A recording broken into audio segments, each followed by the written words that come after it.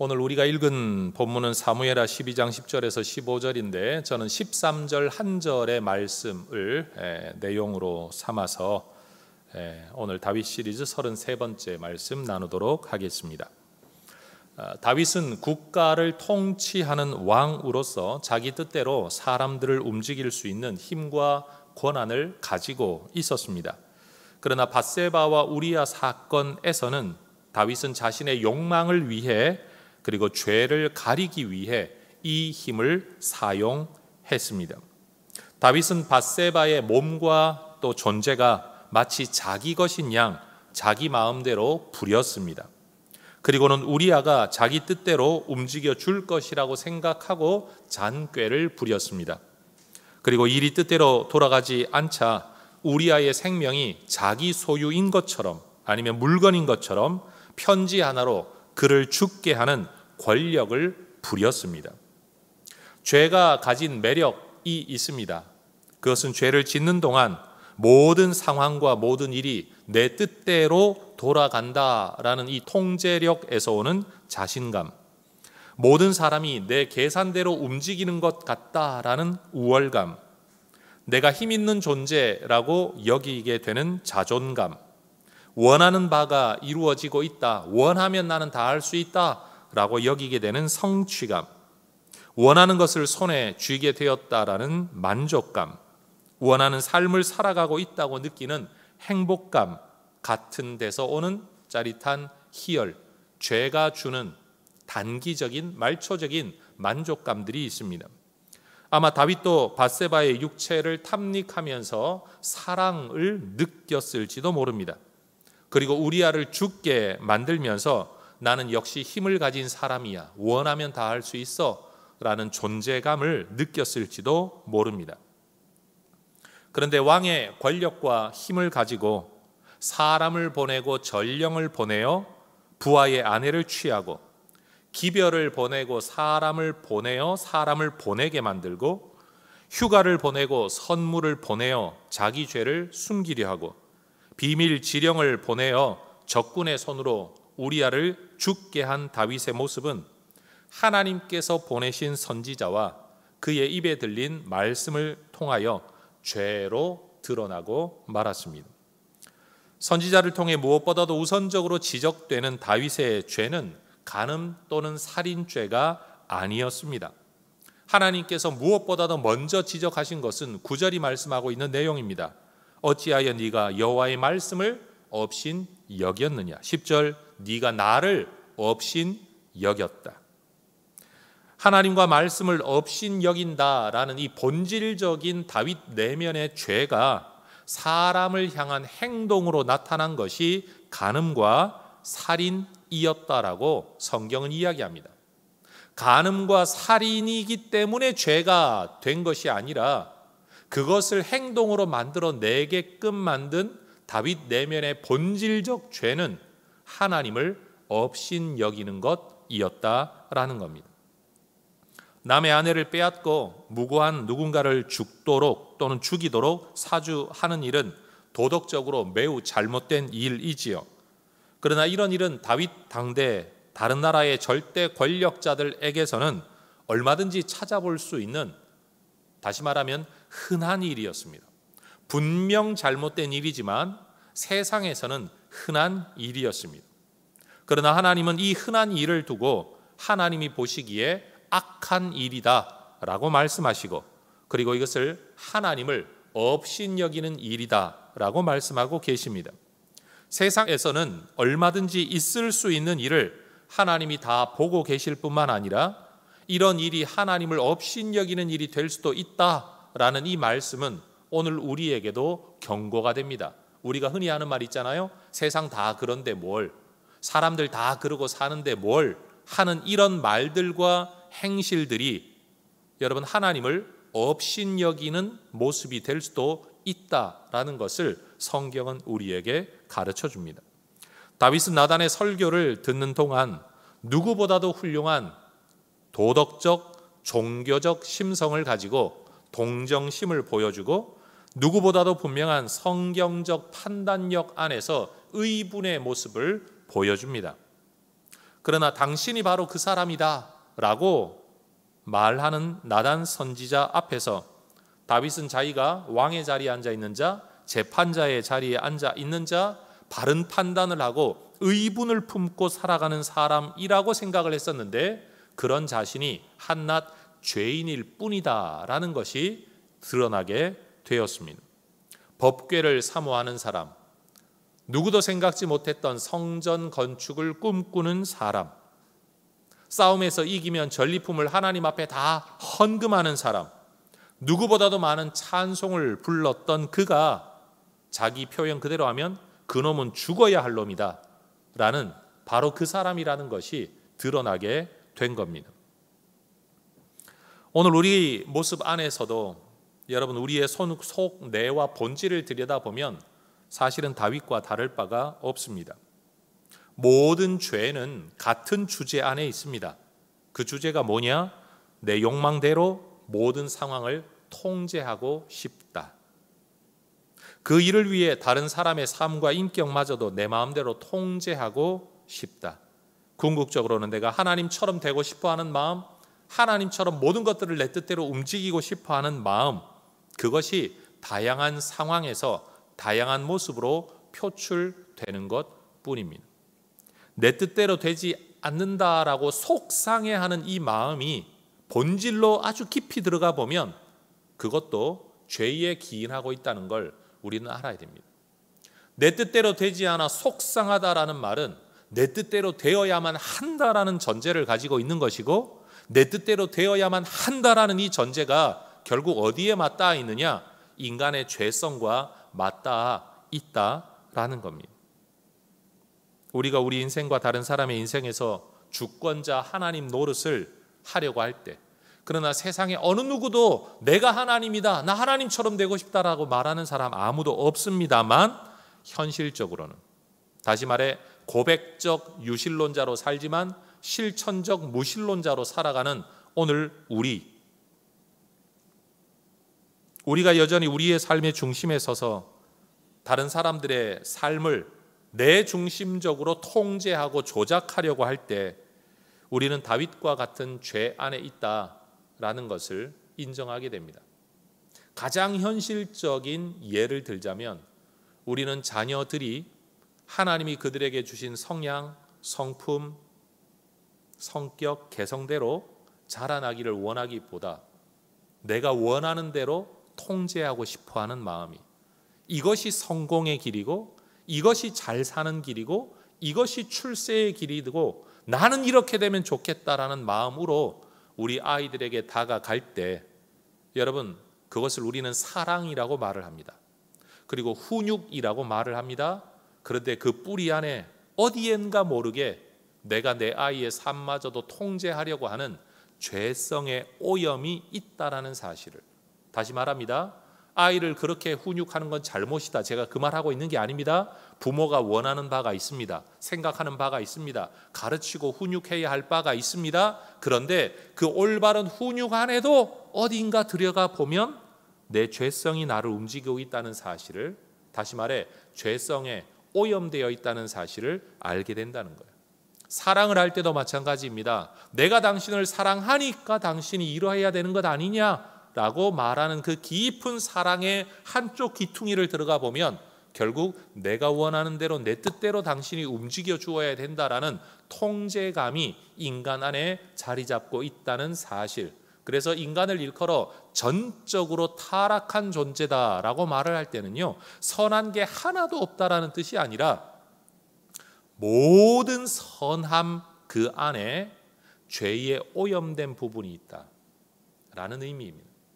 그래서 절대적으로 선하지 않다라는 말입니다. 내가 아무리 좋은 뜻을 가지고 좋은 선한 의도를 가지고 무슨 좋은 일을 하고 있다고 할지라도 그 내막을 들어가 보면, 본질을 들어가 보면 우리는 오염되어 있는 존재다라는 사실이죠.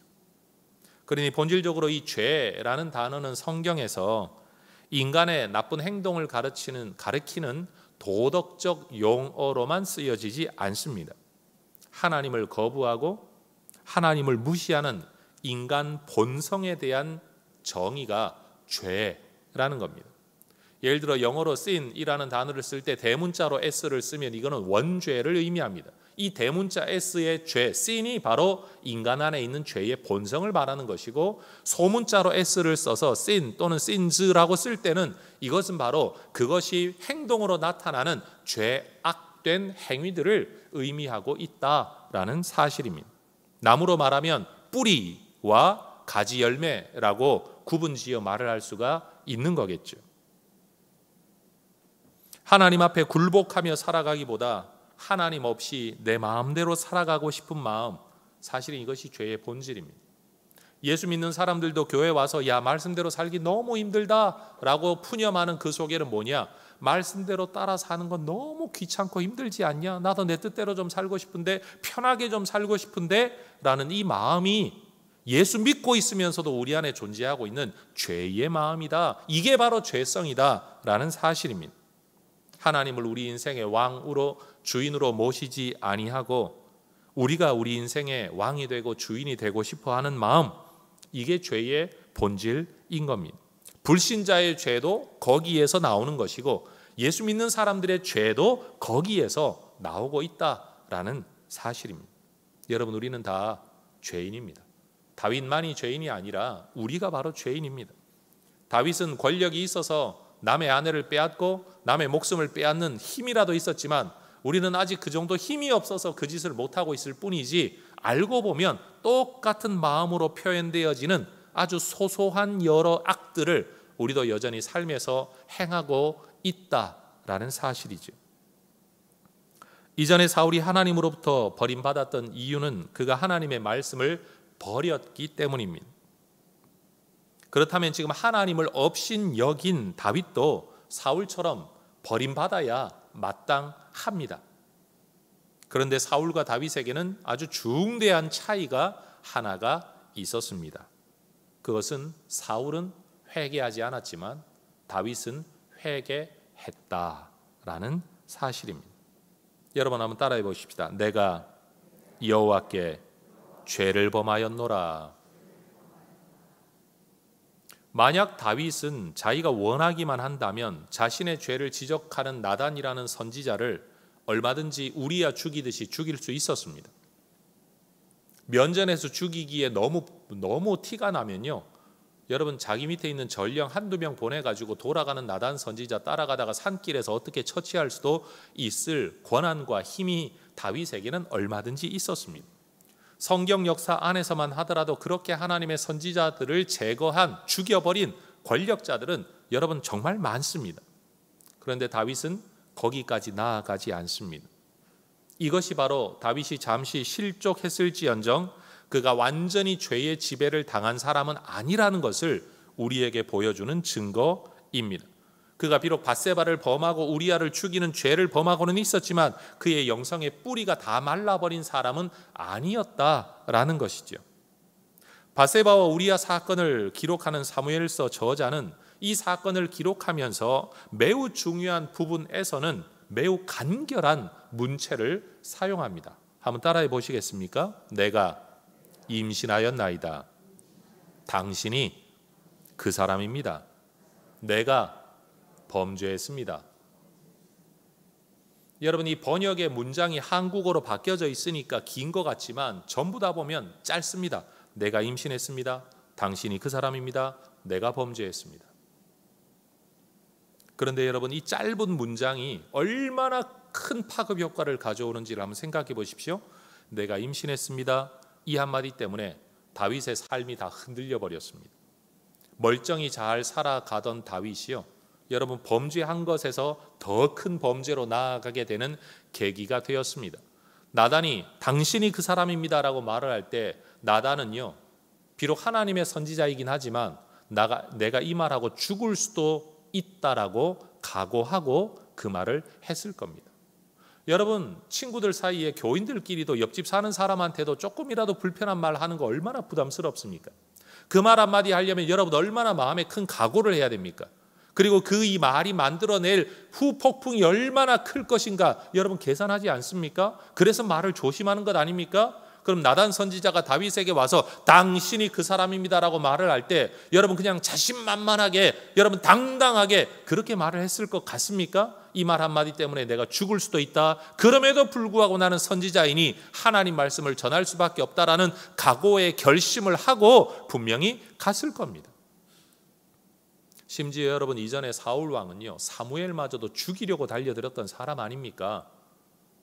그런 역사 속에 살아왔던 선지자가 하나님 말씀 전하니까 무조건 담대할 것이다?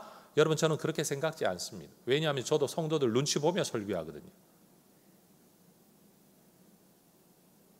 이 말 한마디는 결코 쉬운 말이 아닙니다.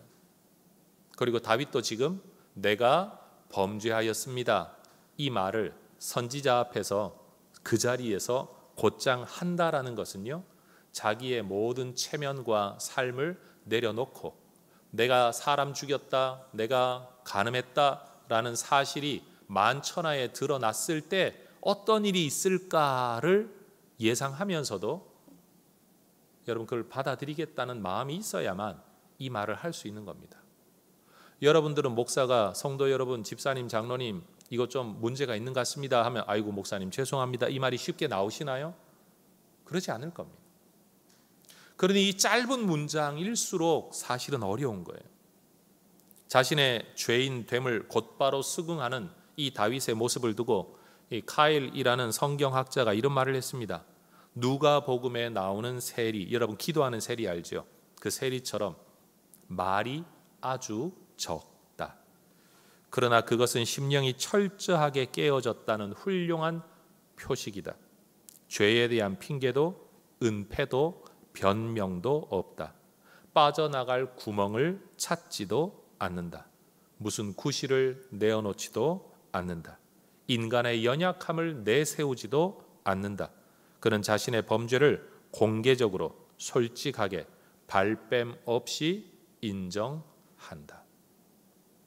그래서 또 다른 어떤 학자는 이런 말을 했습니다. 다윗의 위대함은 골리앗을 물리친 데 있는 게 아니라 자신이 죄인이라는 사실을 인정한 것이다 라고 말했습니다. 그렇죠 여러분, 남을 이기는 사람이 위대한 사람이지만 더 위대한 사람은요 내가 문제 있는 사람이고 내가 잘못했다는 것을 인정하는 것이 더 위대한 사람일 겁니다. 나단이 다윗을 찾아온 시기는 밧세바와의 사이에서 임신했던 아이가 태어난 이후로 추측됩니다. 밧세바를 범하고 임신 사실을 알게 된 이후 우리아를 죽이고 이 아이가 태어날 때까지 여러분 임신 사실을 요즘처럼 뭐 진단 시약이 있는 것도 아닌 시절에 여러분 최소한 제법 두세 달의 시간이 지나야 알게 되지 않겠습니까? 그러고 이제 아이가 태어날 기간이라면 아무리 길게 잡아도 일단 1년입니다. 그리고 아무리 짧게 잡아도 7, 8개월은 될 겁니다. 그러면 그 기간 동안 다윗의 마음은 어떠했을까요? 다시 말해 그 기간 동안 문제를 들추어 소란을 일으킬 우리아는 이미 죽어버렸고 불륜의 여인은 아내로 맞아들였으니 여러분 그 몇 달의 기간 동안 다윗은 속 편하게 살았을까요? 짧게 잡으면 몇 개월이지만 이 아이가 몇 살인지가 성경에 나타나지 않기 때문에 어쩌면 이 아이가 몇 살쯤 되는 유아기를 보내고 있었을지도 모르는 일입니다. 그 시간, 짧지 않은 그 시간 동안 다윗의 마음은 과연 편했겠냐라는 겁니다.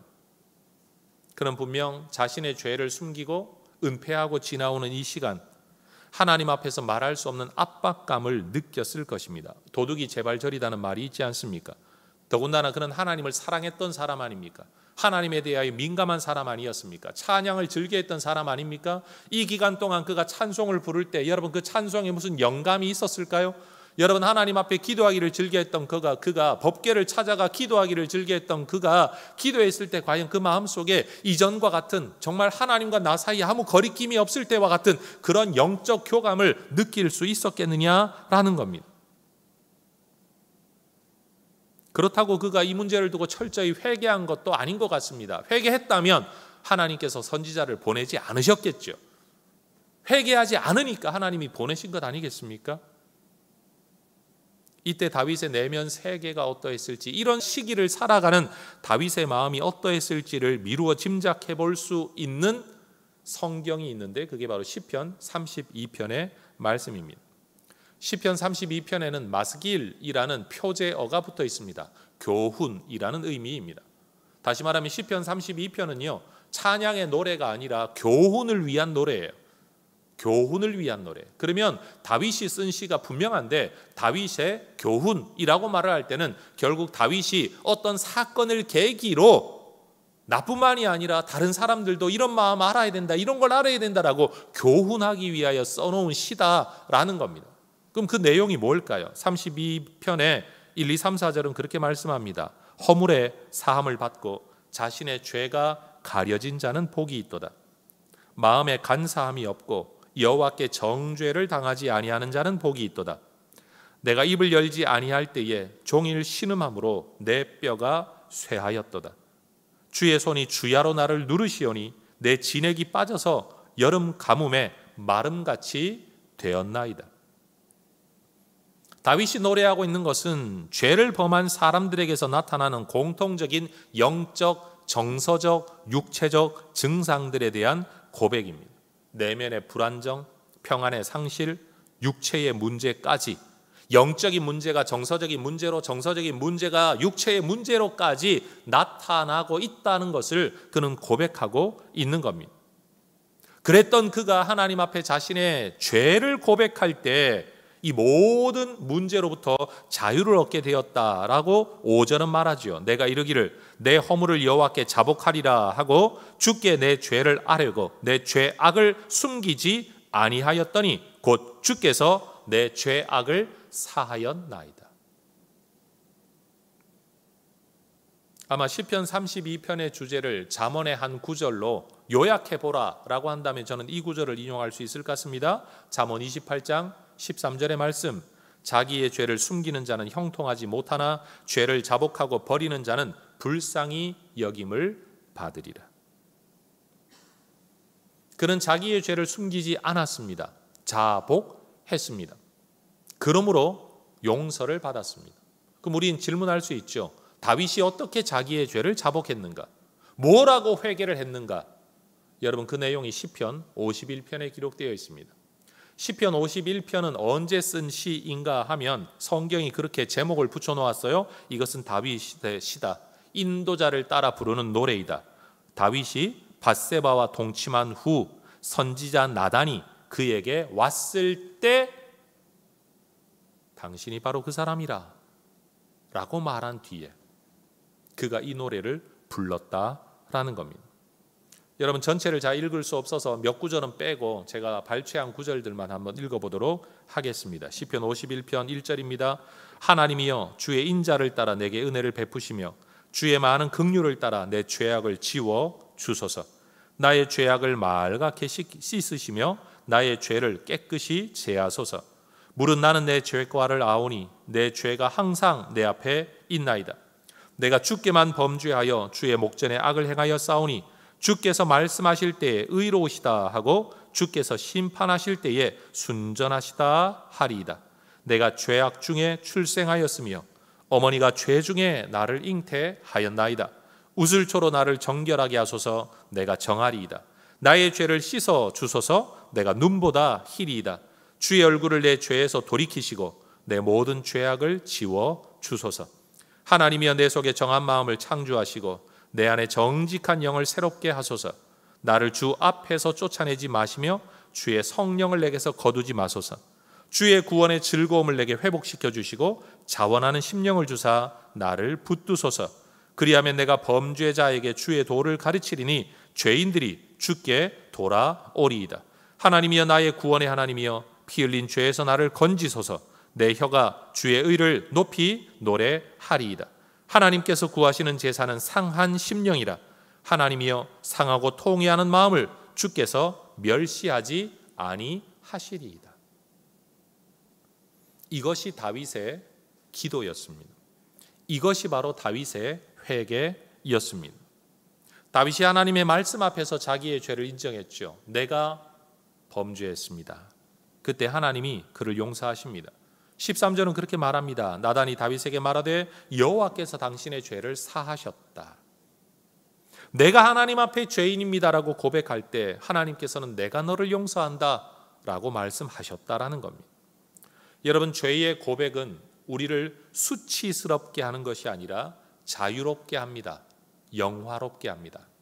다윗이 신하들 앞에, 선지자 앞에 내가 범죄했습니다 라고 말하는 그 이후에 자기의 뒤에 따라올 수치스러운 문제들 분명히 존재하지만 여러분, 인간이 주는 수치보다 하나님과의 관계의 단절이 더 무서운 일 아니겠습니까?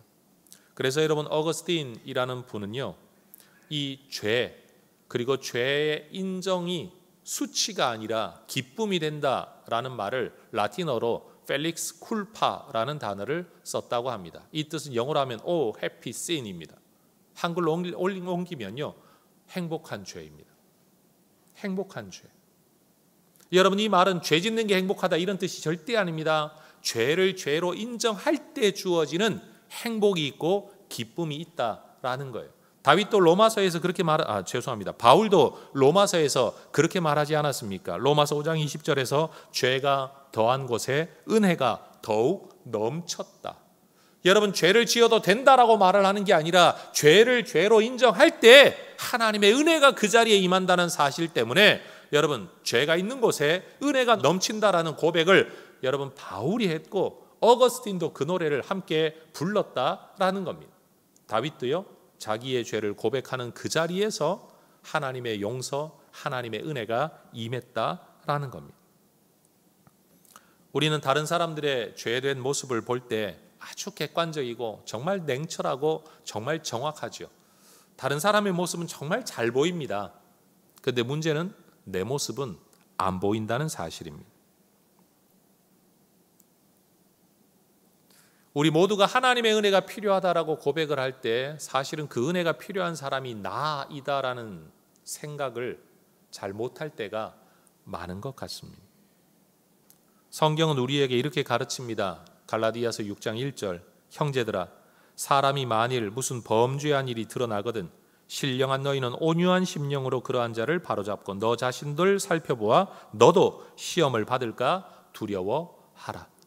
다른 사람 잘못한 거 눈 감고 넘어가라고 성경 말하지 않습니다. 온유한 심령으로 그러한 자를 바로잡아라. 이게 1차적인 책임입니다. 해야 됩니다. 두 번째 해야 될 일이 뭐냐? 너 자신을 살펴보아 너도 그런 시험 받고 너도 그런 죄를 범하고 있는 건 아닌지 잘 살펴봐라 라고 말씀하고 있습니다. 여러분, 하나님의 말씀이 나에게 개인적인 말씀, 직접적인 말씀으로 들려져야 합니다. 우리라는 1인칭 복수형 또는 그 사람이라는 3인칭이 아니라 하나님의 말씀이 너라고 말하는 2인칭의 말씀처럼 내게는 나라고 인식되어지는 1인칭의 말씀으로 들려져야 된다라는 겁니다. 죄, 복음이라고 이야기하면 우리 모두에게, 인류에게라고 적용되는 게 아니라 나에게라고 그 말씀이 들려져야 된다라는 겁니다. 여러분, 죄에 대한 하나님의 지적은 우리를 넘어뜨리고 부끄럽게 만들기 위해서가 아니라 우리를 구원하시고 생명 주시고 하나님의 은혜 안에 머물게 하시려는 하나님의 초대인 줄로 믿습니다. 그러니 교회만 나오면 날마다 죄 이게 듣기 싫다라고 말하는 사람은 제가 정확하게 이렇게 말하겠습니다. 그 사람은 죄 문제가 해결되지 않은 사람이에요. 교회에서 11조 문제도 마찬가지입니다. 성경을 가르치기 위해 목회자들이 11조 이야기를 하면 마음에 굉장히 불편해하는 분들이 있습니다. 대부분 11조 안 하는 분들입니다. 11조를 하는 분들은 맞아 해야지. 맞아 성경이 가르치는 거야. 그냥 그렇게 넘어갑니다. 안 하니까 마음에 걸리는 겁니다. 성경이 그리고 교회에서 죄라는 이야기와 목사가 설교를 그렇게 할 때에 그게 그렇게 마음에 걸리는 사람들은 누구냐? 죄 문제가 해결되지 않은 사람들인 거예요. 죄 문제가 해결된 사람은 맞아 내가 죄인이지. 그러나 나는 해결되었어. 그게 더 이상 내 마음에 귀에 걸리지 않는다는 겁니다. 어쩌면 오늘 이 설교도 어떤 분에게는 그렇게 걸릴 것이고 어떤 분에게는 아주 은혜로운 말씀으로 들려지게 될 거다 저는 확신합니다. 당신이 그 사람입니다 라고 말할 때 내가 범죄하였습니다 라고 반응할 수 있는 이 다윗의 모습, 만약 말씀이 그렇게 내게 들리지 않고 내가 회개로 반응하지 않는다면 우리는 죄 가운데 죽어갈 수밖에 없는 존재들입니다. 죄의 고백 없이 용서받을 길이 없습니다. 죄인 됨의 고백 없이 구원받을 길이 없습니다.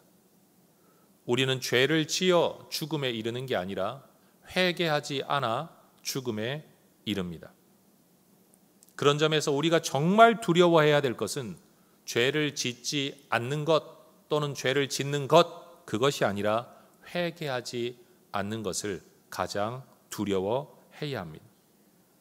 회개의 본질은 자신의 죄인 됨을 인정하는 겁니다. 죄악을 고백하는 것, 그 더 나아가 내가 죄인 됨을 인정하는 겁니다.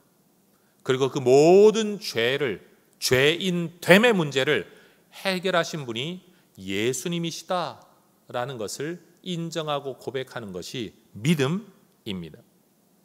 내가 죄인임을 알고 이 죄인 됨, 죄악을 좀 덜 행해도 여전히 나는 죄인 됨이라는 사실을 인정하고 이 문제를 해결하신 분이 예수님이고 해결하신 방법은 십자가다라는 사실을 믿는 것이, 다시 말해 예수님을 구세주로 믿는 것이 회개입니다. 이 회개를 한 사람들이 하나님과 예수님을 삶의 주인으로 왕으로 모시고 살아가는 것, 사실은 그것이 성화의 삶입니다.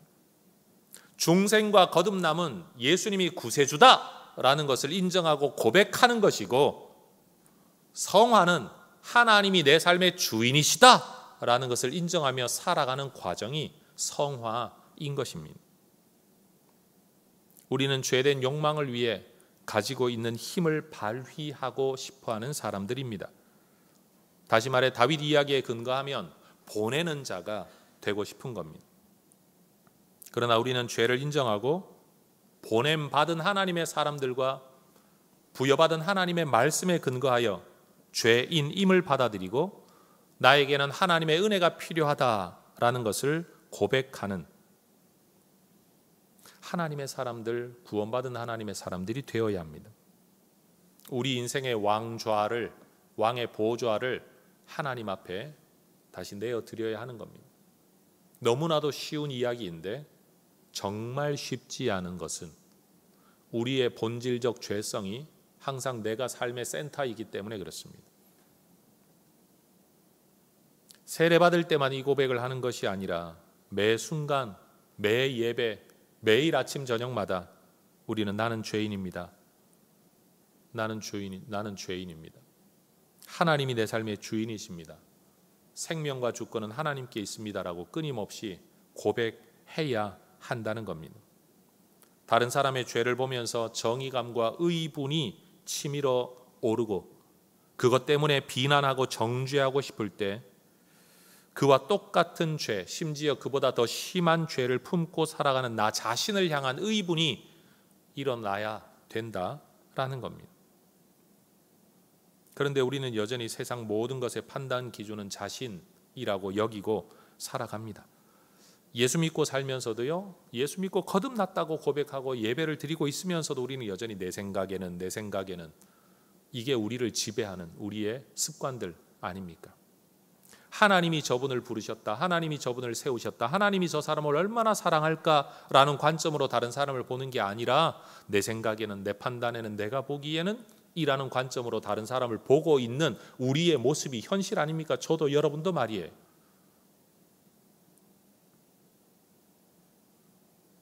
우리가 하나님 앞에서 자기의 죄인됨을 인정하기 싫어하는 가장 큰 이유는 내가 죄인이라고 인정하는 그 순간 나는 아무것도 아닌 존재, 정말 비참한 존재가 되는 게 아닌가라는 마음 때문인 것 같습니다. 그래서 성경은 철저하게 죄의 문제를 하나님과의 관계의 문제로 해석을 하고 있는데 사람들은 죄의 문제를 자기의 존재감의 문제로 자꾸만 접근을 하니까 그러면 거부감이 생기는 겁니다. 죄 문제를 해결하면 하나님과의 관계가 회복되는 것이라고, 기쁨의 길이라고, 펠릭스 쿨파라고 이야기를 해야 되는데, 그러면 존재감의 상실, 무시당하는 것, 내가 뭔가 이렇게 꺾이는 것 같은 것, 내 자아가 실현이 되지 않는 것이라고만 자꾸만 해석을 하니까 죄라는 단어를 그렇게 여러분 부정적으로 극혐하는 모습으로 반응을 하는 겁니다. 그러나 다윗처럼 자기 죄를 인정하고 죄인됨을 인정하고 하나님을 인정할 때 그가 죄로부터 자유, 구원, 새 생명을 얻었던 것처럼 우리도 그렇게 될 줄로 믿습니다. 이것이 바로 기독교 신앙의 본질입니다. 우리가 아무리 힘쓰고 노력해도 이 땅에서 육신을 입고 사는 동안에는 우리는 죄에서 자유로워질 수가 없습니다. 죄로부터의 유일한 자유의 길은 내가 하나님 앞에서 죄인이라는 것을 인정하고 용서받아 하나님의 은혜 안에서 살아가는 겁니다. 죄 짓지 않아서 은혜 안에 살아가는 게 아닙니다. 죄인임에도 불구하고 용서받은 자 되어 하나님의 은혜 안에 살아가는 것, 그게 바로 자유의 길이고 구원의 길인 겁니다. 우리가 죄를 짓지 않음으로써 죄에서 자유로워지는 게 아니라 죄인임을 고백함으로써 용서받음으로써 자유를 얻게 되는 겁니다. 우리는 죄를 짓지 않아 거룩하게 되는 것이 아니라 하나님의 용서 때문에 거룩하게 되는 하나님의 사람들, 하나님의 자녀들 아닙니까? 예수님의 이 말씀을 한번 새겨 들어보십시오. 마태복음 11장 28절, 수고하고 무거운 짐진 자들아 다 내게로 오라, 내가 너희를 쉬게 하리라. 여러분, 저는 이 구절이 인생의 짐을 의미하기도 하겠지만 죄의 짐이라고 해석하는 것이 더 옳을 것 같습니다. 제가 이렇게 약간 표현을 더 해보겠습니다. 수고하고 무거운 죄의 짐을 진 자들아 다 내게로 오라, 내가 너희를 쉬게 하리라. 요한복음 14장 6절은 그렇게 말씀합니다. 예수께서 이르시되 내가 곧 길이요 진리요 생명이니 나로 말미암지 않고는 아버지께로 올 자가 없느니라. 예수님 빼고 나면 우리의 어떤 공로와 헌신과 수고로도 하나님 앞에 갈 수 있는 자격을 획득할 수 없다라는 말씀 아닙니까? 여러분, 그렇게 위대했던 믿음의 사람 다윗도 죄의 고백을 통해 하나님과의 관계 회복을 얻게 되었습니다. 우리도 여러분 뭔가 의롭게 살아서, 대단히 잘 살아서, 마치 신앙생활을 내가 생각하는 수준만큼 멋지게 잘 살아내어서 하나님과 관계가 회복될 수 있는 존재가 아니라는 것을 여러분 꼭 기억하시면 좋겠습니다. 혹여라도 오늘 이 설교를 듣는 중에 죄라는 단어가 늘 마음속에 부담으로 다가오셨던 분들이 계시다면 죄송합니다. 생각 고치셔야 됩니다. 내 본질이 무언가를 가르쳐 주시는구나.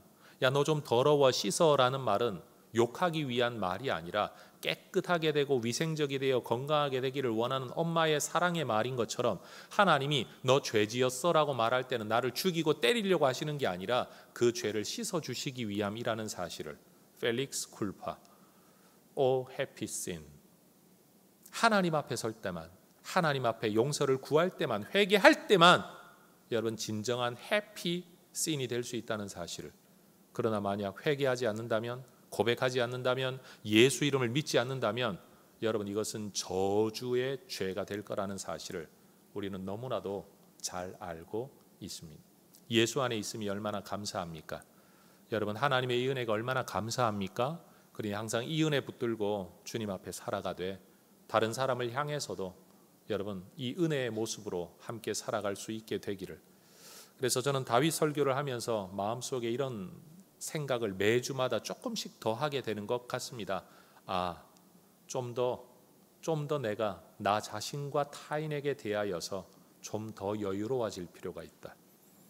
우리 성도님들은 이 말씀을 어떻게 들으시는지 모르겠지만 여러분, 우리 하나님 안에서 이 자유를 얻게 되시기를, 그리고 주님과 관계가 회복되시기를 다시 한번 주의 이름으로 축원합니다. 기도하겠습니다.